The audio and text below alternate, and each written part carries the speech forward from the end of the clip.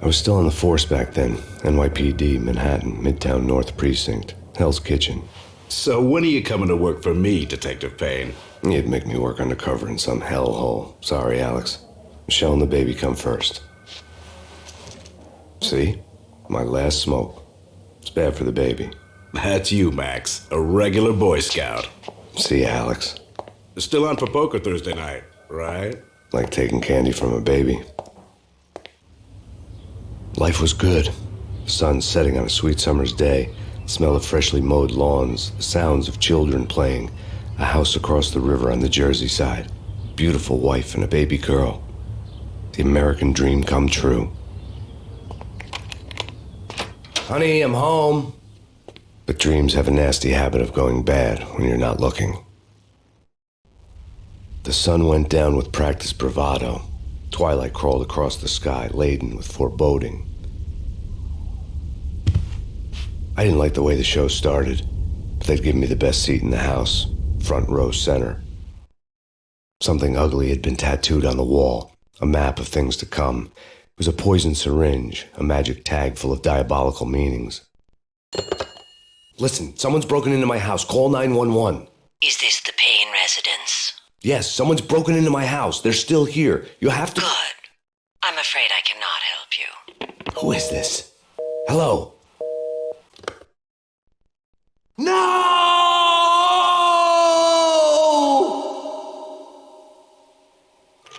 That was 3 years ago.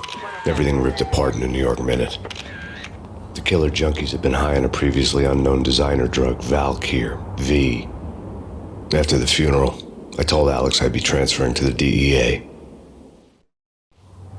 It took us 3 long years to get a break in the Valkyr case. Then, finally, 2 months ago, a dime dropper tipped us off that Jack Lupino, a mob boss in the Punchinello crime family, was trafficking. I went undercover, infiltrated the worst mafia family in New York.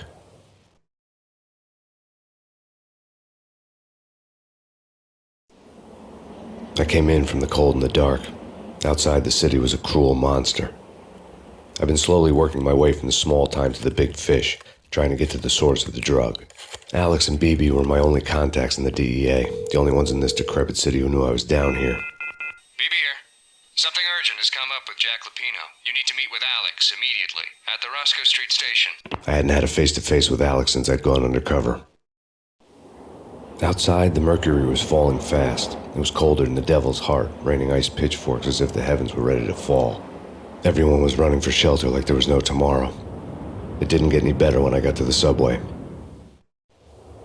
The feeling hit me like a point-blank shot straight in the face. Something was not right about this. My Beretta stirred nervously under my coat, but the train doors had already shut behind me, and I was in for the ride. Next stop, Rosco Street Station, and Alex.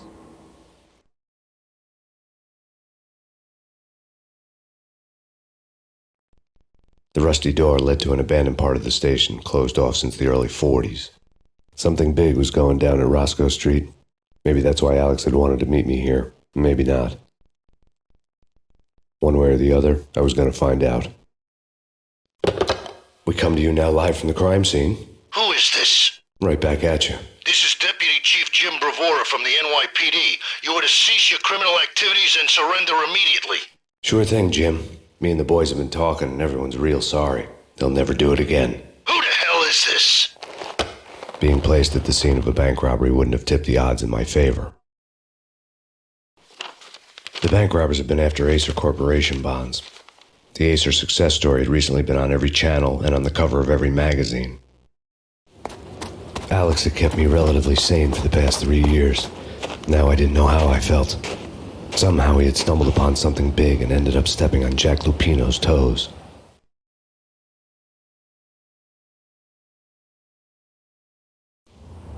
Lupino ran his racket of sex, drugs, and contract killings from a sleazy hotel in a slum block of tenements. The NYPD was closing in. I could hear the sirens.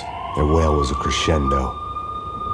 Lupino thought he could get us by taking Alex out and leaving me to take the fall for it. All he had gotten was my attention. I went for the hotel first. It was a sad old thing with flickering lamps and faded colors. cheap mobster punks and tired-eyed prostitutes.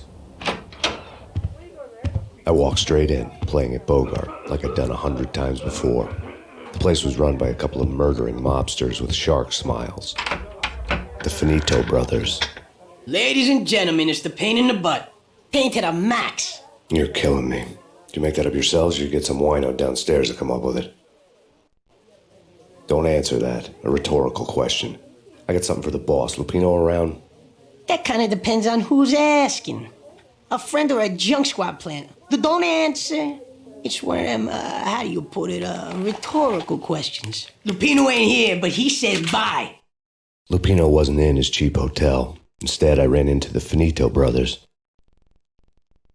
My cover had been blown. The door slammed shut behind me, and then I was dodging bullets like raindrops. I had met Lupino only once. The gangster ran all his rackets through his right-hand man, Vinny Gagniti. Gagniti was a high-strung whiner on the verge of breaking apart, like an overamped Energizer bunny. He had the brains to run the business, but he lacked the balls, always falling short, taking his frustration out on underage addicts and call girls. The V deal goes down at your hotel. Jack's exact words, quote, "Vinny, you're in charge of this one," unquote. Rico Muerte's coming to see it through. Anything goes wrong and everybody's gonna get dead. Goes double for you. Treat this guy real good. Anything he wants, you give him. Don't screw this up or you're finito, finitos. A V deal meant added security, locked doors, and lots of nervous thugs with itchy trigger fingers. I'd seen nothing coming in, but that didn't mean it hadn't been there. Rico Muerte was a regular Kaiser Soze, a spook story told to keep the apes in line. 313. The Finitos had scribbled Muerte's room number on the note's margin. In his press conference today, the mayor stated that Valkyr represents a clear danger to New York and called for drastic actions to eliminate the problem. On today's top story, the Valkyr crisis worsens with the murder of DEA Special Agent Alex Balder. Special Agent Balder had been shot repeatedly from a point-blank range. The gunman has been identified as Max Payne. The noose is sure to tighten around this fugitive criminal as more NYPD units join the search to apprehend him. I had just gotten my 15 minutes of fame. Tonight, the city's fight against the nightmare drug Valkyr took a turn for the worse as DEA Special Agent Alex Balder was found brutally slain at the Rosco Street subway station. A suspect was seen leaving the site only moments after the shots had been fired, and the NYPD is currently in pursuit of Max Payne, a repeated felon believed to be armed and extremely dangerous. And now the weather. The worst winter storm in recorded history continues to pound the city. Our investigation had turned up nothing to link Angelo Punchinello, the head of the Punchinello family, to Valkyr. All tracks had ended with Jack Lupino. The letter in Muerte's room was signed by the Don himself. It was the first hint that the Kingpin knew what was brewing inside his syndicate. The trouble you got into after the Chicago screw-up. The Punchinello family bailed you out. You have been waiting for a chance to pay us back. One of our trusted boys has a monkey the size of King Kong on his back. We need your special skills for backup on a major deal. Collecting evidence had gotten old a few hundred bullets back. I was already so far past the point of no return I couldn't even remember what it looked like when I had passed it. The diary belonged to a hooker named Candy Dawn. The read would have made a vice cop blush.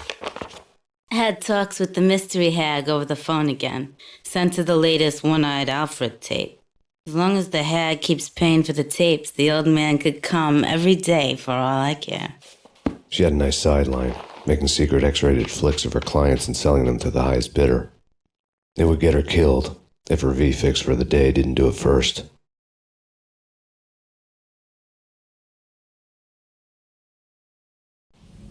The old service elevator rumbled down to the bowels of Jack Lupino's hotel. A winter storm warning is in effect in the whole tri-state area, as both freezing rain and heavy snowfall continue. Many roadways are already closed, and people are advised to stay indoors. The severe blizzard has ravaged New York for 3 days now, with no end in sight.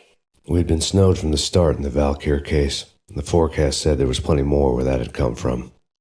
But the snowbound city was on my side. Less chance of innocent bystanders getting caught in the crossfire. A dead man tied to a chair lay on the boiler room floor. Captain Baseball Bat Boy has an unbeatable track record in superhero death matches. But a 6-pack of root beer gets me every time. The murder weapon was a baseball bat, now lying in a pool of drying blood next to a newspaper folded open on a Captain Baseball Bat Boy comic strip. Two mad dog killers, ready to murder each other. They step into the next room, and I'm thinking, now they're gonna do it. But no. They sit down in front of a TV and solve their differences with a kung fu fighting video game. I tell you, Candy, I was so depressed, I strangled them both with the video game cables. Oh, Rico, you're so bad. I am, ain't I? Rico Muerte, big-time hustler. Who the hell? It's that cop. Muerte went for his gun. There was an old telephone switchboard in the back room of the reception area, the kind that made phone tapping child's play. It wasn't hard to picture a fat pimp sweating with headphones on, listening to his hookers talk dirty and fake orgasms over a web of party lines, the blood veins of New York. Right now, there was a different set of moans and groans going on. Boss, Conidi, it's Max Payne. He came, started capping us. He killed... Are you freaking kidding me? He's just one lousy cop. You better be freaking kidding me. Whack him. What's the freaking problem? Hello? Answer me. Hello? The word was out. A deadly virus released into the city's corrupt circulatory system. Something wicked this way comes. Max Payne at large.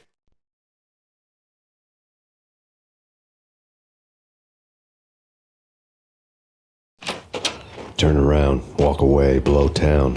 That would have been the smart thing to do. Guess I wasn't that smart. Lupino's tenement buildings were a seedy hangout for all kinds of sleaze. A liquor store, a pawn shop, a laundromat full of mobster bookies and loan sharks. The list went on. The how and why of it was a mystery to me, but they knew I was a cop. They knew I was coming, and they were going to get real trigger-happy about it.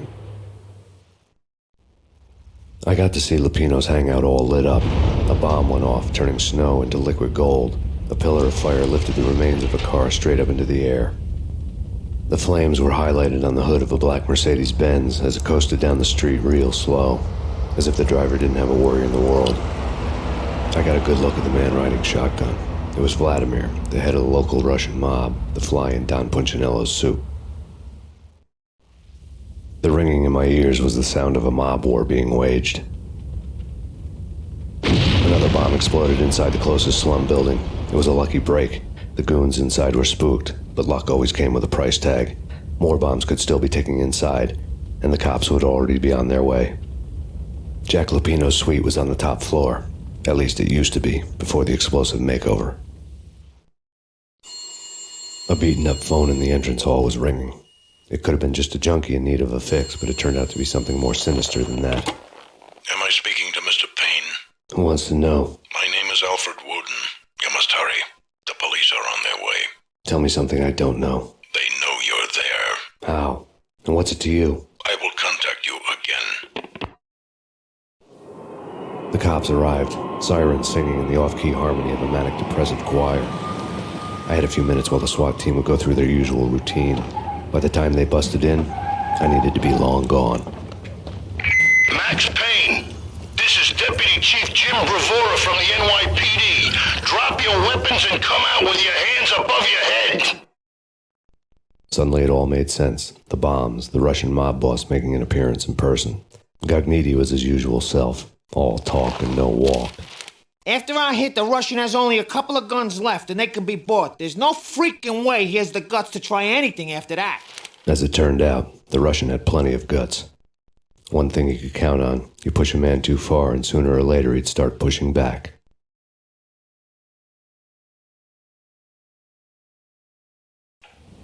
The bombs had destroyed all the stairs up to Lupino's office.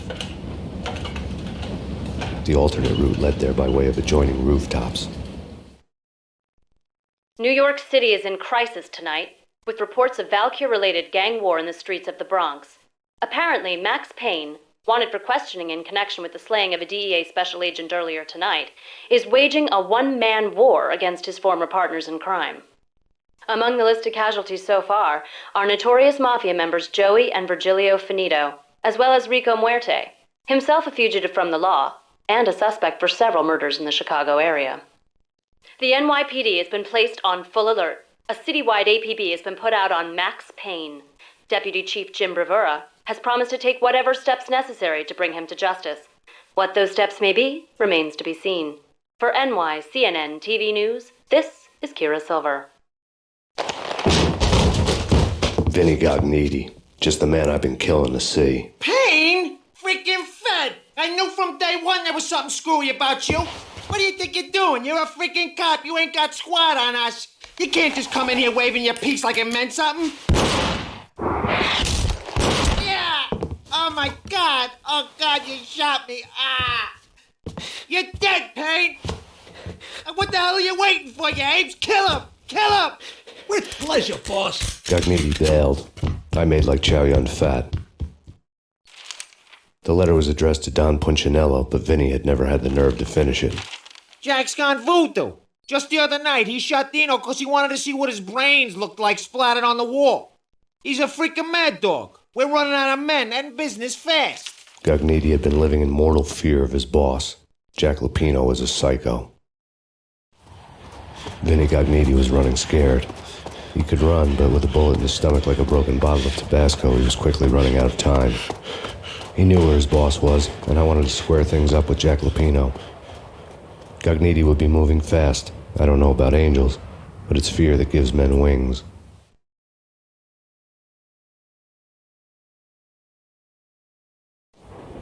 This was my second train ride of the night. The way it started didn't promise anything better than the last one.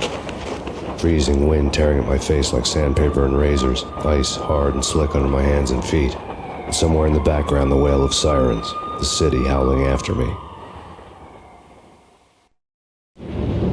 New York sped by in fast forward. Dark rooftop water towers and a dead forest of antennas and chimneys, all a blur. When the train he was riding slowed down, Gognitti made his move. Max Payne has nowhere left to go. We are very close to capturing him. You'll get a full statement then. Right now, I've got better things to do, ma'am. That was Deputy Chief Jim Bravura from the NYPD with no further comment at this time. Apart from his suspicious food habits, I figured Bravura to be one of the good guys.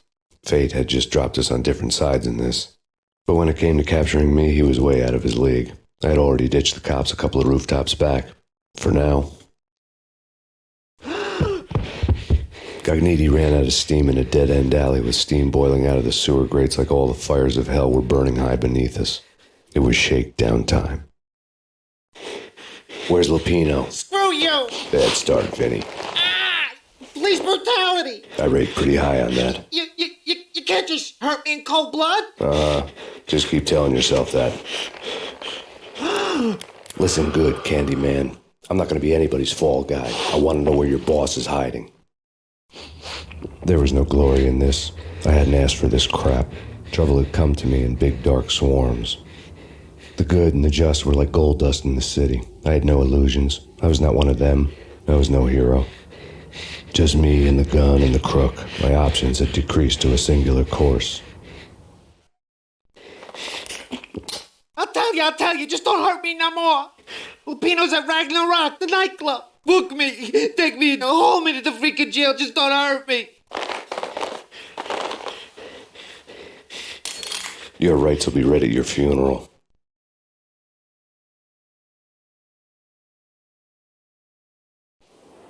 Ragnarok was Lupino's private nightclub, a den of drugs built into an old theater. I knew what waited inside. V-head junkies ready to explode in random acts of senseless violence, and Lupino's goon squad, the worst stone-cold killers this side of hell. Ragnarok was as inviting as a headache, flickering and flashing to a machine gun beat. The belly of the nightclub was a gothic theme park that began with bondage games and led to the nasty stuff from there. As subtle with its dark message as a cop killer bullet through the heart, like father, like son, just like Jack Lupino. Given the setting, I was surprised to find that somebody had been passing time reading. The paperback was entitled, The Age of Murder and Storm. The blurb on the back mentioned Norse mythos and Ragnarok, the end of a Viking world with a terrible winter that covered the earth in ice, when vile crimes were rampant and all humanity lost. I could see how somebody impressionable might get it into their head that we were at the end of time. I was also beginning to see what the nightclub and its owner were all about. The room was stacked with light reading, such as Necronomicon, Witchcraft, and Paradise Lost. Old exotic titles like Malleus Maleficarum and De Umbrarum Reini Novum Portus. Books with pentagrams on their covers, all dealing with the occult and the infernal, lying between stacks of horror videos and a couple of Ouija boards. The only thing I could take seriously was the thought of Lupino taking it seriously. He had been spending a lot of time getting intimate with the guy downstairs.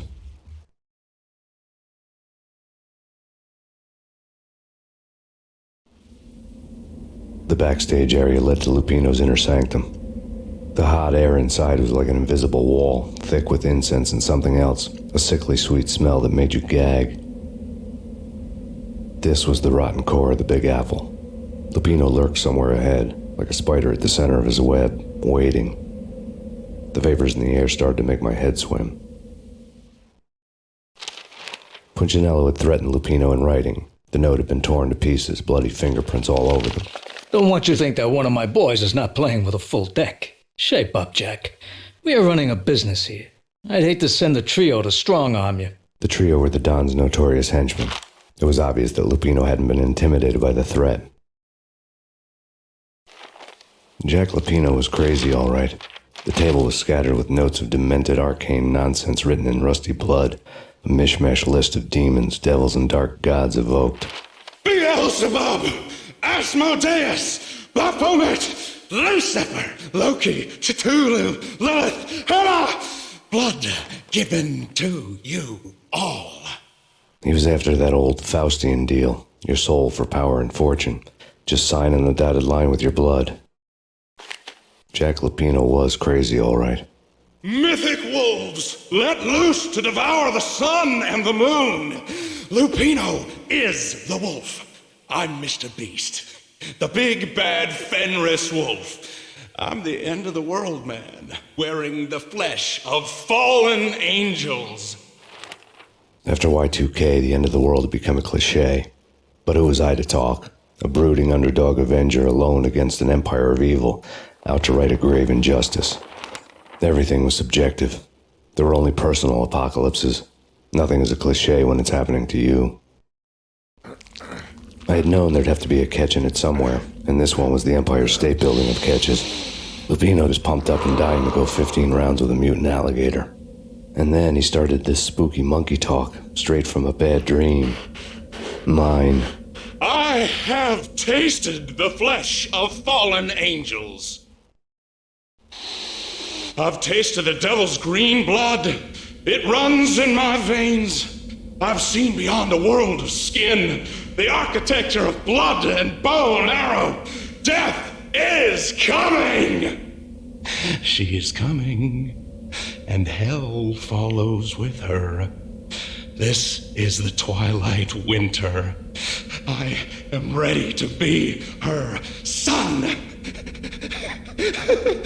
Her time is now, and all who stand in her way must die!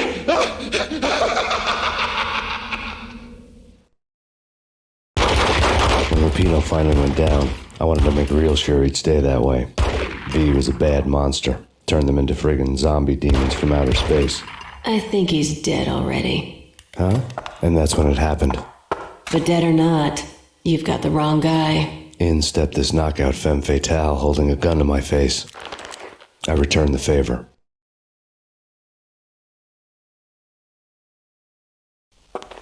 Lisa Punchinello. Lisa Punchinello was the Don's wife. Mona Sachs. Lisa's evil twin. Your safety's off, evil twin. You might hurt someone with that gun of yours. Lisa's the damsel in distress. I'm the professional. I'd blow you away without batting an eye. Sure, and you can check out my credentials splattered all over this joint. Jack couldn't have framed you. Not the state he was in. We're after the same slime bag. Angelo Punchinello's the one who murdered your friend and framed you with it. You know this for a fact. I've got my sources. I don't have a clue these days. I just shoot 'em as they come. Who put a contract on the Archfiend? This one's mine. I hate the guts of that sadistic wife-beater. Why not pool our bullets for this one? I thought you'd never ask. My finger was starting to twitch. How do you like your whiskey? I'm easy, as long as you don't try to slip me a Mickey. You're a real angel, Max. It was good stuff. Tasted sweet as honey going down. Nothing personal. Can't risk you going berserk and getting Lisa killed.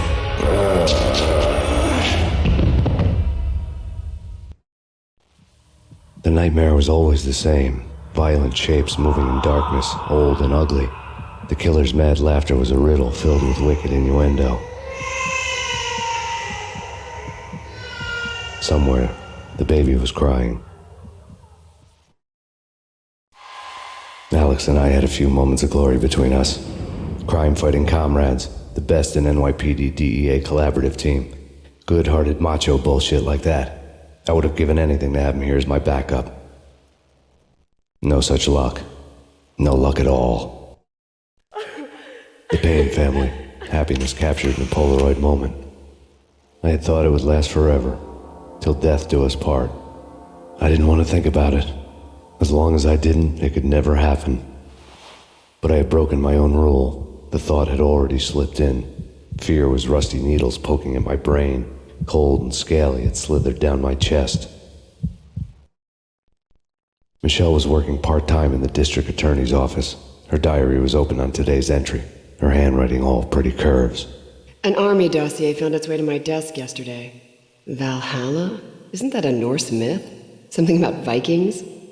I tried to tell Max about it, but he was busy, that cute frown on his brow. Guess it's nothing, just a mix-up at the courier service. From now on, I would always find time for her. It was a hollow promise. Too little, too late.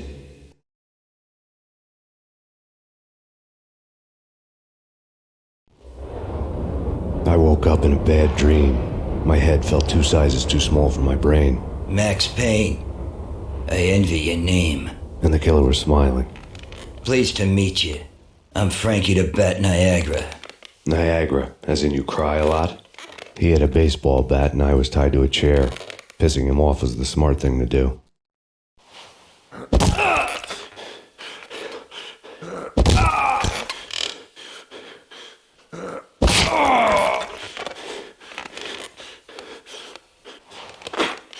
Nothing wrong with a little laugh now and then. Take me, for example. I love to watch cartoons. Cartoon violence is a fascinating thing. Let's take a break. I need to take a leak and maybe grab a cold one at the bar. Don't worry. I'll be back to finish this off. And then, it's checkout time. You play, you pay, you bastard. He swaggered out, and the door clanged shut behind him, locks clicking into place. Everyone makes mistakes. Mine hadn't been to crack jokes about the goon with the bat. He'd have cracked my skull regardless. It hadn't even been to trust a girl with a gun. I had blindly gone after the first bad guy on my hit list when I should have been aiming further up the ladder, at the head of the Punchinello family. I couldn't bring myself to be pissed at Mona. Guess I had a soft spot for a pretty face.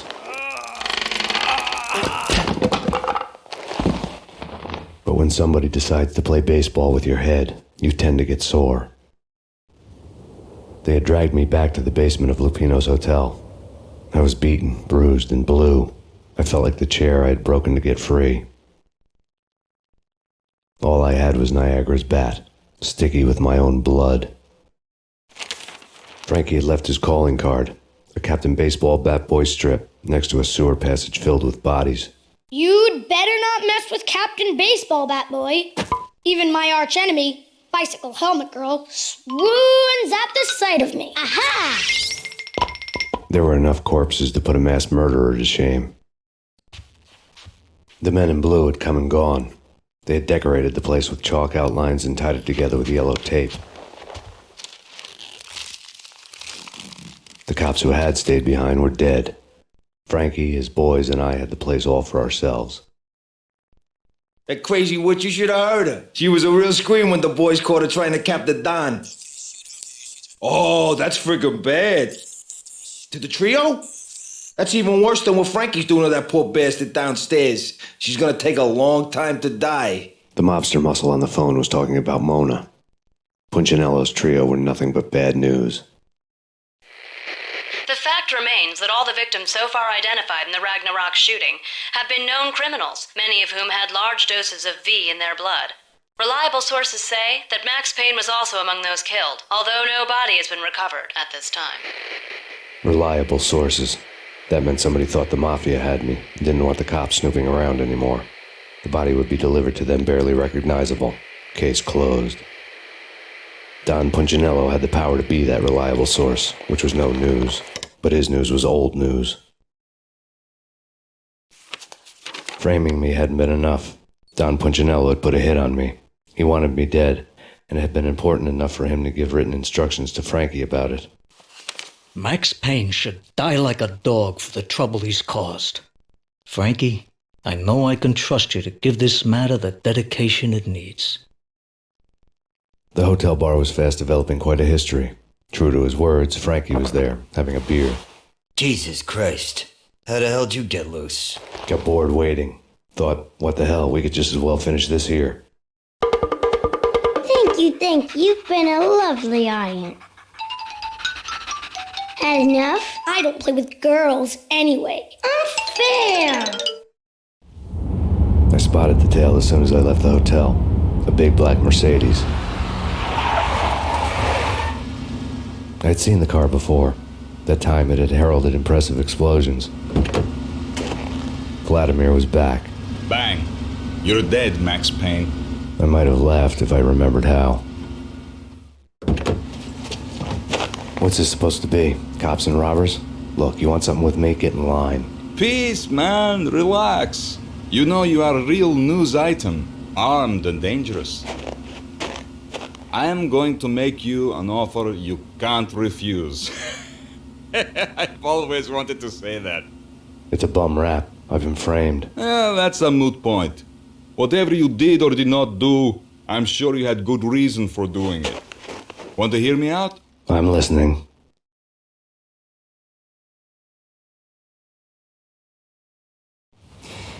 Punchinello messing with V is bad for business all around. But that's not all. There is this guy, Boris Time, used to pull jobs for me. He's the captain of the cargo ship Charon. Now the bastard turncoat has gone over to the other side, Punchinello's. The ship's loaded with high-res hardware, guns, my business. If Punchinello gets hold of that cargo, he's won and I have lost. And you'll have your work cut out for you. If you want to get to Punchinello, you'll need heavy-duty persuaders. I am just the man to get them for you. Change the ship back under my flag, maybe pop 2 in the traitor Dime's head while you're at it. You'll get enough guns to start the apocalypse. You in or out? Let's get this show on the road. Vladimir was one of those old-time bad guys with honor and morals, which made him almost one of the good guys. None of us was a saint. The Brooklyn riverfront was a maze of rusty containers, sharp-boned cranes looming up from the snowstorm. On a night like this, you couldn't help but think of the dark army of dead men sleeping with the fishes, cement shoes in line. No Minotaur lurked in this labyrinth, but somewhere out there, on the clanking deck of his cargo freighter, the skipper of the Chiron was waiting, like the ferryman in the river Styx. Rico Muerte had come to town to do more than just sort out family troubles. Exhibits number 1, 2, and 3. A briefcase of money, a sniper rifle, and an envelope with one word neatly printed on a folded piece of expensive paper. Mayor. It didn't sound like a mafia contract at all. It was too cold and too to the point.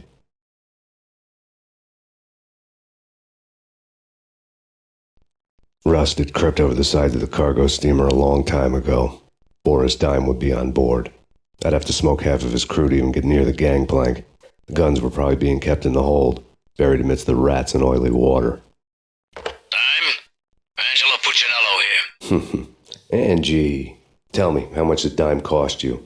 I bet it was more than his name. Max Payne. Right the first time. You're dead, punk. You sure you're not confusing me with Boris here? But you are right, of course.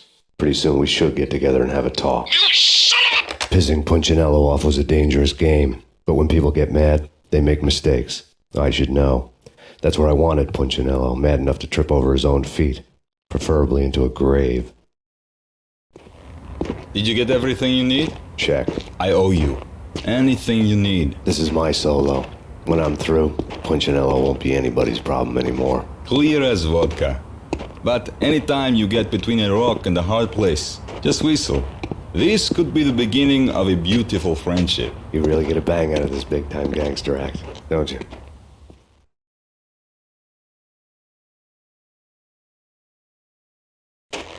Even with all this firepower, I figured I couldn't get to Punchinello at his manor. I could only hope that he wouldn't pass a chance to hear me beg, to see he's won. This is Max Payne. I want to cut a deal. Payne, you're a dead man. That's what everybody keeps telling me. I got your ship and her cargo. I want to meet. No pain, no gain. Capiche? You know my restaurant? Yeah, I know it. 1 hour. Punchinello's restaurant had seen better days. Snow was falling like ashes from post-apocalyptic skies, but that was outside. Things would soon get hot in the Don's restaurant. I knew it was a long shot, Angelo Punchinello actually showing up, but there was no crime in hoping. Vlad had seen my smoke signals. The Mercedes was revving to go, almost drowning out the banshee wail of the sirens. You coming? We'll drop you off at the Punchinello Manor. Sounds good to me. When this is over, look me up. I could use a professional like you. I'll keep that in mind.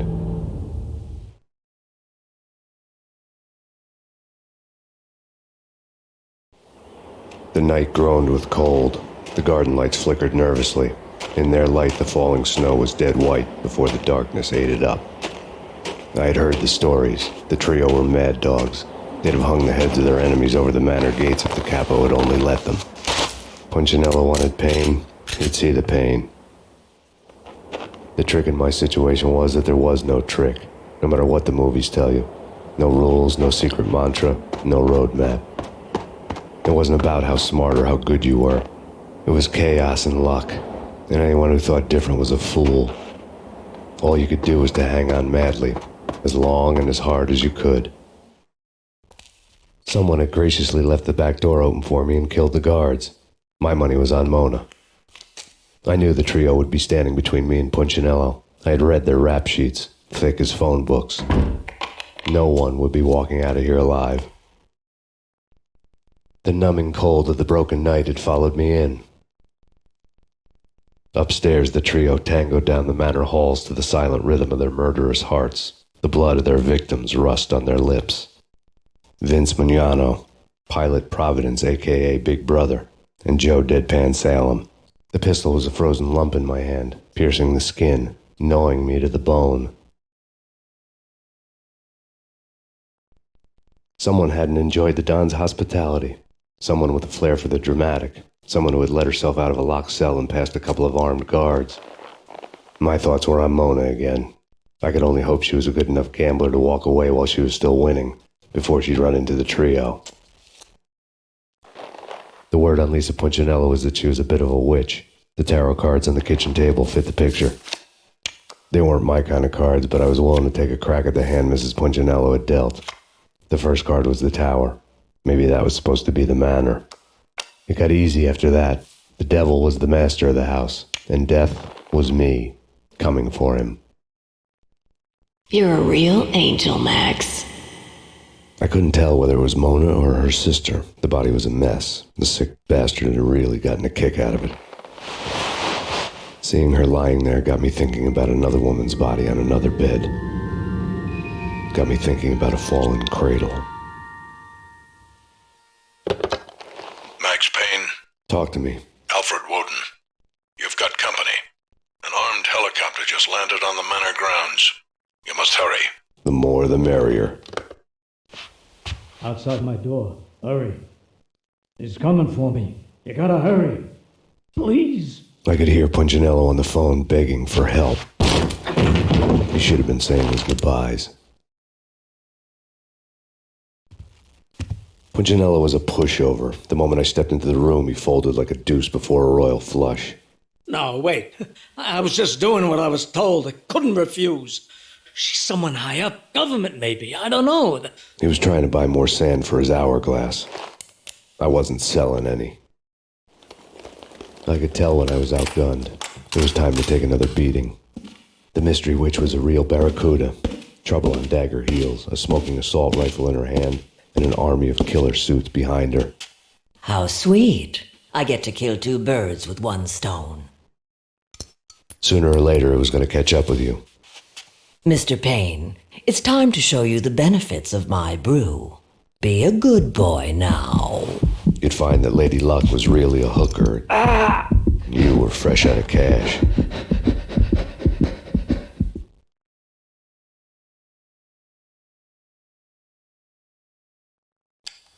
Gentlemen, we're done here. Take me to Cold Steel.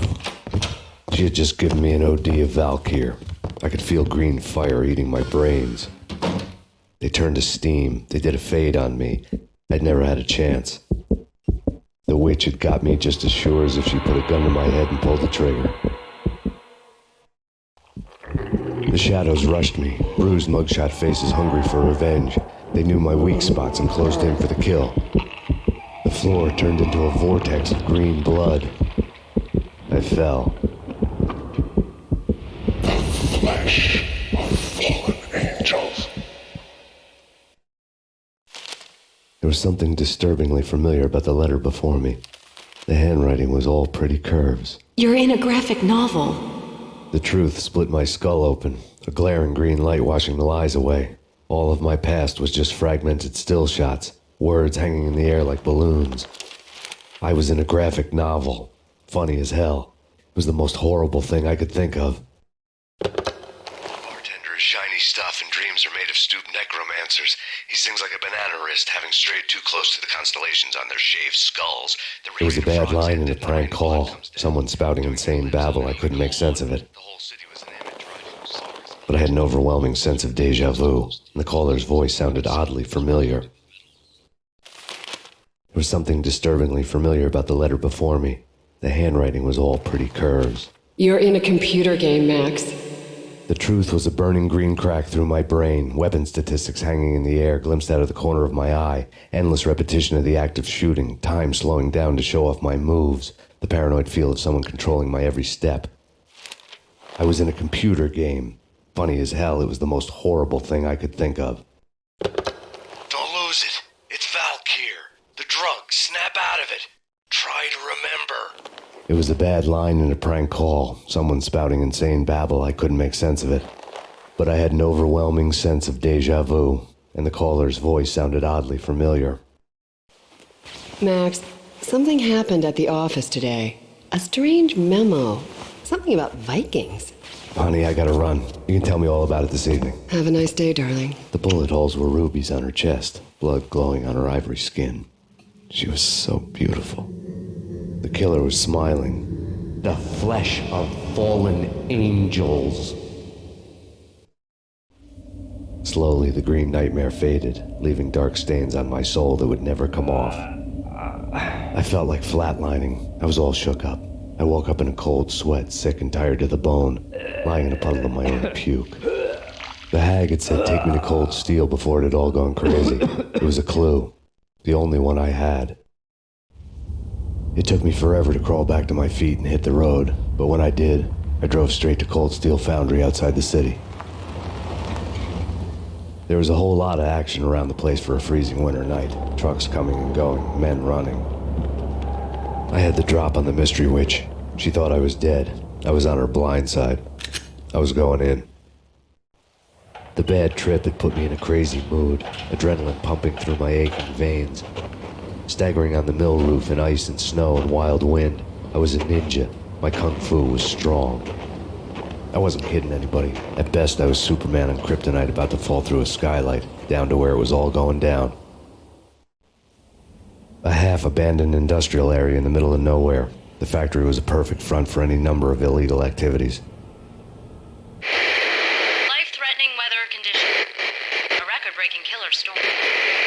In the city's history. Vehicles stuck in snow. Heavy snowfall. Forecast shows. Severe weather is expected to continue. Out in the night, snow fell like confetti over the Devil's Parade.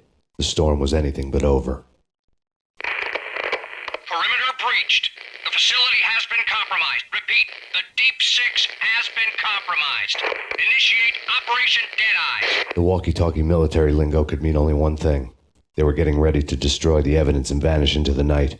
I was so close. The hidden truths were just around the corner.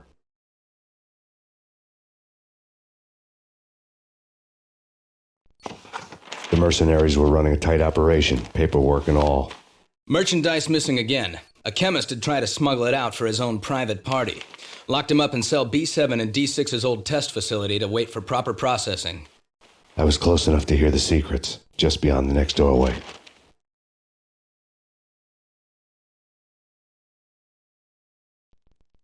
I had taken on the role of the mythic detective, Bogart as Marlowe or as Sam Spade going after the Maltese Falcon to unravel all the mysteries. Following a path of clues to that final revelation, even if it would take me down to the cold, cavernous depths of a grave. There was an old army bunker under the steel mill. I knew the military plaque on the floor. I had seen 1,000 variations of the insignia on crumbling brick walls everywhere in the city. The sword replaced by a syringe.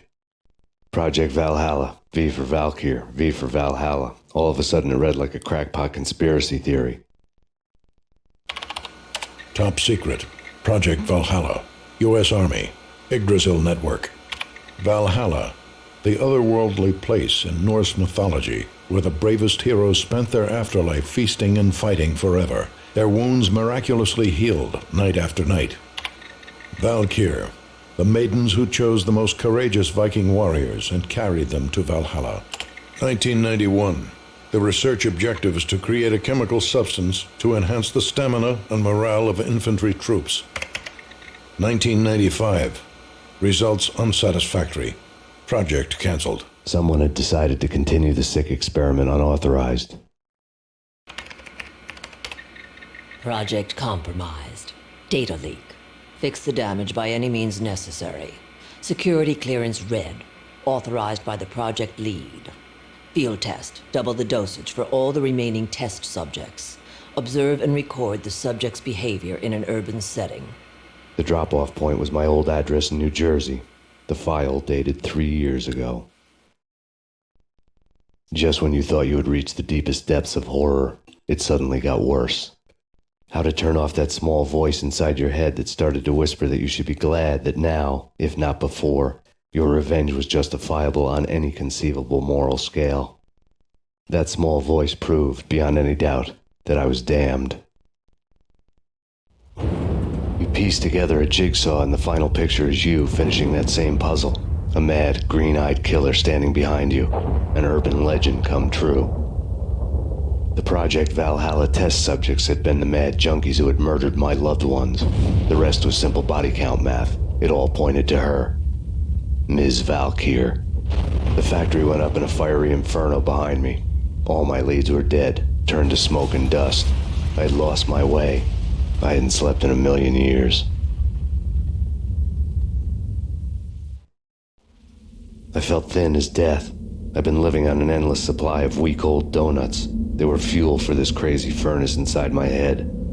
I couldn't remember when I had last seen the sun. I was on a permanent graveyard shift. When the darkness fell, New York City became something else, any old Sinatra song notwithstanding.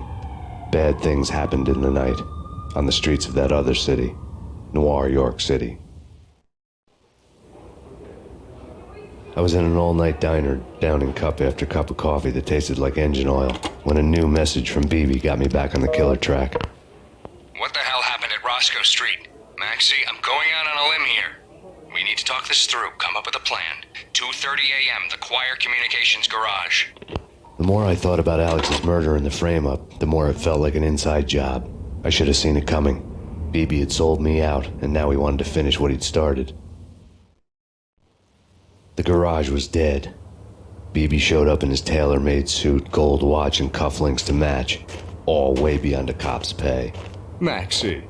Oozing suave charm, he was guilty as hell. What the hell does BB stand for anyway? Backstabbing bastard? Come on, don't be like that. Have a cigar. I don't smoke.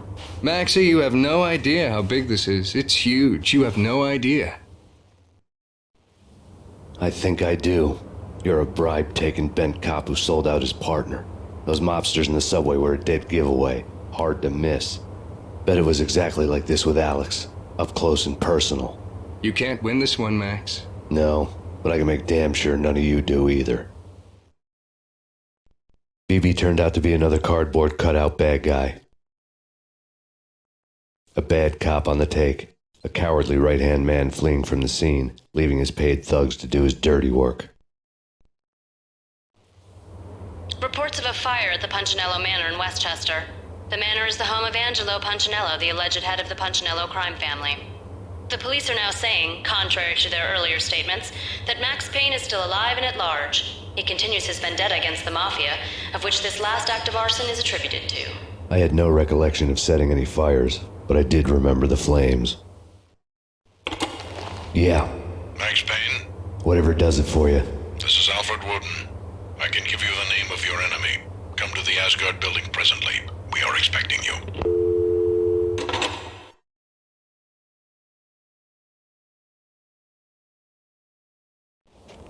Woden was waiting for me on the steps of the old building. Mr. Payne, let's go inside. The others are anxious to begin. The others? Despite the general misconception, this building actually predates the City Hall by 2 years, thus being the oldest municipal building still in use here at the foot of the Brooklyn Bridge. No kidding. The old man played tour guide as he led me through a dark domed hall. The answers I was after loomed large ahead.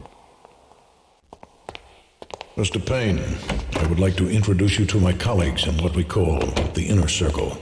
You've been watching too much X-Files. You have seen the files on Project Valhalla. We can fill the gaps, provide you with the information missing from those files. We were all involved in the early stages of the project during the Gulf War. What's the catch? We would very much like to blow this thing wide open, but our hands are tied. Her name is Nicole Horn. She was the key figure in Project Valhalla. When the funding was discontinued, she simply refused to quit. She knew exactly what she had in her hands. Nicole Horn is the president of Acer Corporation. She has more than half the city in her pocket. This must be kept under wraps. If you try to go public with this, we will deny any knowledge. We need you to take her out. Afterwards, we can protect you. Make all the charges go away. That was the cue for the killer suits to kick in the doors and swarm inside. It was an impressive floor show, but I decided to leave early anyway. It was only a one-story fall. Lucky me. On screen, the so-called corpse of Alfred Woden stood up, miraculously waking from his dirt nap, looking smug among his dead pals. In the land of the blind, the one-eyed man is king. I didn't know how he pulled it off, but it was a pretty slick way to get out of all his promises. Most of what he had said fit too well to be a load of crap. And what is your answer to those saying that he's actually providing a service long overdue to the city? This crusade nonsense has gone too far. He's out of control. It must stop. He will be stopped. That was Deputy Chief Jim Rivera from the New York City Police Department. Nicole Horn had blackmailed the Inner Circle into silence. The tape came with a curt extortion note on a piece of expensive paper. I remembered Candy Dawn taping her clients in action on the side, selling the tapes to the highest bidder. I was sure that kinky sex was nowhere near Alfred Woden's worst sin, but I had a feeling that when this was over, any collateral would come in handy. Nothing seems to stop Acer Corporation's phenomenal victory march. Incredibly, the stocks are still rocketing. Worried experts already see a danger in the company's success. Some have gone as far as to say that Acer Corporation is about to become an even bigger monopoly than Microsoft ever was. Woden had taken care of my mission preps with military precision. The critical areas in the Acer Corporation headquarters blueprints were circled in red. The president's office was at the top of the building, right below her penthouse suite. The elevators were controlled by a security computer, part of the mainframe located underground below the building. The high-rise was sealed as tight as a sci-fi fortress.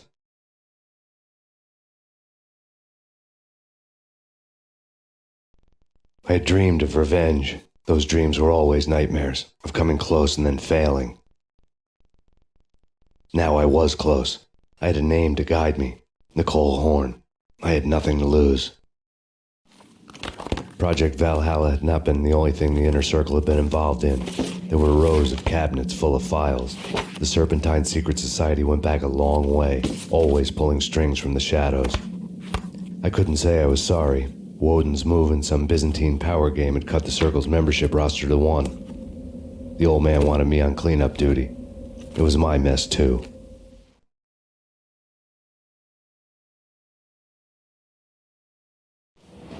Mine wasn't the most original approach to the problem. It wasn't as if it hadn't all been done before.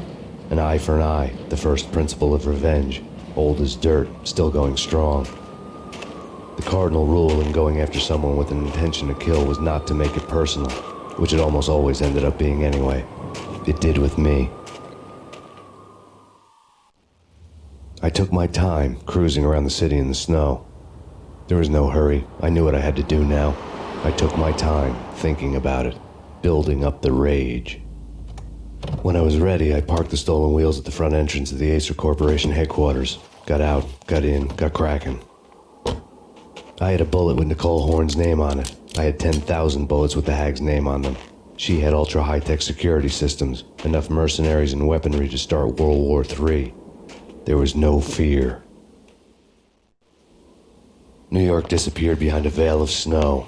I had crossed the threshold. This was her domain, sleek and sexy and soulless, all glass and steel.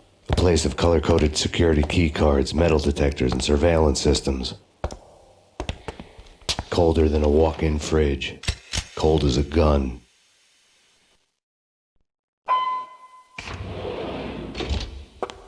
Mona, looking good. Max, we gotta stop meeting like this. It will be a cold day in hell before I let a narc cop stop me. Miss Sachs, do your job. Relax, Max. You're a nice guy. I don't kill nice guys. You're not bad yourself. It was different when Horn wanted Punchinello dead, to cut her ties to the Mafia. He deserved to die. The same goes with her. She's the bad guy here. Her sister was whispering to her in my favor. I knew the appetites of ghosts intimately. They hungered for revenge. No! A gunshot boomed and she fell down in slow motion. She was a nice girl, not really a stone-cold killer. And now she was stone-cold dead. Like religious fanatics or loyal samurai, Horn's private army was coming at me. When the elevator came back down, Mona was gone. There was a lot of blood, but no body. Something clicked for the final time. My mind had never been so clear, as if somewhere high above the storm clouds were already gone, cold stars blazing from the black skies. Next to the printer was a neat stack of expensive paper. Hacking through Horn's computer would have unearthed files of criminal plans, strategies for world domination, spy helicopter reports, illegal wiretap recordings, internet porno, all of the above. Take your pick. I really didn't care anymore.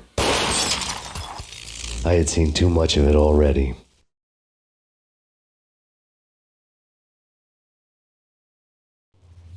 Valkyr had been meant to be a white-winged maiden that would lift you to a warrior's heaven, but it turned out to be a one-way demon ride to hell. The devil was in the drug. I knew. I had met him.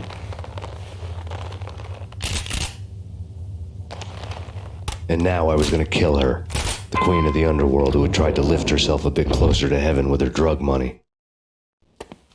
No begging, no bribes. She knew better. Honor among killers. We who were about to die. Both of us knew how this would end, in pain and suffering. All this because your wife stuck her nose into things that were none of her business. The cops were coming to take me away. The sirens were like a bad conscience I couldn't shake. It's ridiculous you've made it this far. You won't be alive when they get here. And then it was all over. The storm seemed to lose its frenzy. The ragged clouds gave way to the stars above. Max Payne, this is Deputy Chief Jim Bravura from the NYPD. We've got the building surrounded. Throw down your weapons and lie down with your hands behind your head. A bit closer to heaven.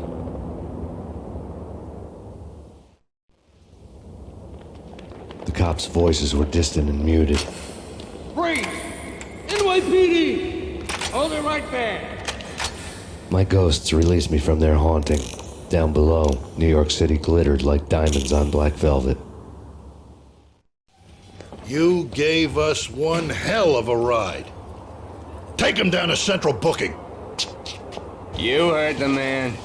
Woden was there in the crowd, standing by the sidelines. It wouldn't be over till the man with the patch would say so. He'd say the right words.